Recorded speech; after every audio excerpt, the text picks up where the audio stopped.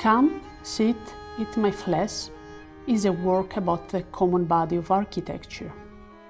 A fantastic sculptural and partially edible cityscape, a map of imagined London composed out of fictitious projects, dreams, desires, hopes, imaginary figures and futuristic landscapes.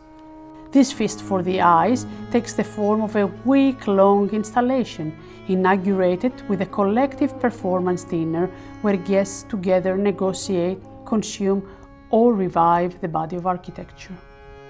I invited a number of practitioners, architects, artists, students, ceramicists, choreographers and dancers to elaborate on the topic of body and architecture. The installation is made of recycled, discarded or unrealized building models of different scales sourced from different local architectural practices and schools, landscaping materials and clay figurines that they all compose a fantastic London. The installation is building on three types of commons: the material, the immaterial and the commons yet to come. So when we're referring to material commons, we're talking about buildings, park, infrastructure, the tube, trees, whatever constitutes the material tissue of our city.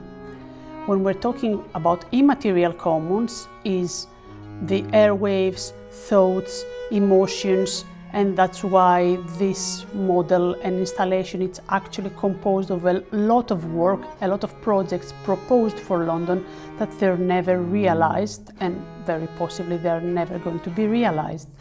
And the commons yet to come, it's a different category, that are those commons that they have not yet taken shape and they will never do because we realize them as a resource when the conditions for their realization are threatened with enclosure.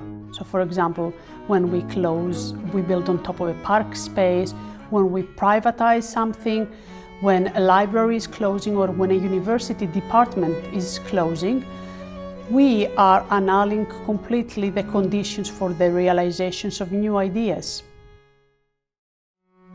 This performance dinner breaks the mold of what an architectural symposium looks like. It challenges the rigid format of expression of expertise and at the same time expands the notion of who is considered an expert and whose opinion is valued within the architectural practice. Can we talk about architecture when we're dressed in pink and eating candies?